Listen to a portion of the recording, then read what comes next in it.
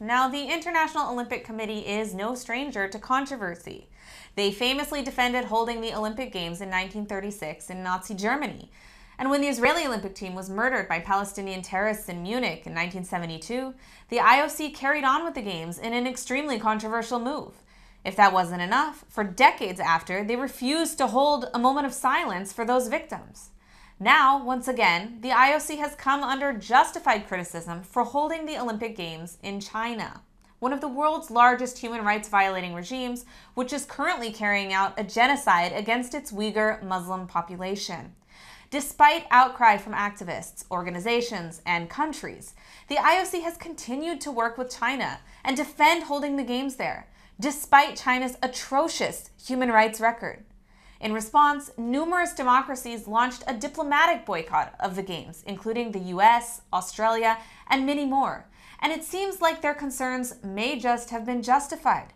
Reports from the Games already show that conditions for athletes who test positive for COVID or remain in quarantine are less than appropriate. There was also shocking footage of a Dutch reporter being carried away on air by the Chinese Communist Party security. Sadly, this type of oppression of journalists is par for the course. In recent months, they've also rounded up pro-democracy journalists in Hong Kong, and they are known for harassment and oppression of journalists who oppose the Chinese Communist Party. Just last week, for example, I myself wrote about Chinese human rights violations, and in response, the Chinese embassy wrote a subtly threatening letter to the editor about me. But back to the IOC. Their cowardice in standing up to China has enabled other countries to act in violation of the values of the Olympics as well. For years, since the Islamic Revolution, Iran has persecuted their own athletes who dare to oppose the regime.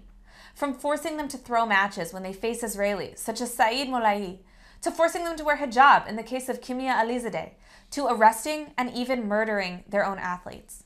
In 1981, they murdered an Iranian champion wrestler. 1984, a football player. 1988, a volleyball player and a football player. In 2012, they executed kickboxer Majid Jamali Fashi. In 2021, they executed wrestler Naveed Afkari for taking part in protests, followed by another wrestler, Mehdi Ali Hosseini, and coach Ali Mutairi.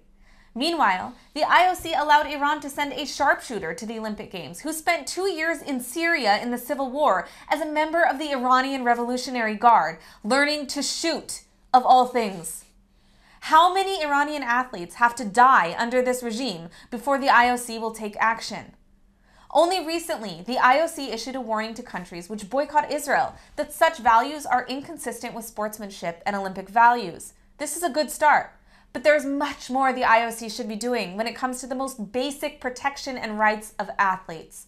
Certainly, hosting the Olympic Games in China, of all countries, is sending the wrong message to the world and giving motivation to extremist regimes that human rights violations, and more specifically, the persecution of their own athletes, isn't important to the IOC.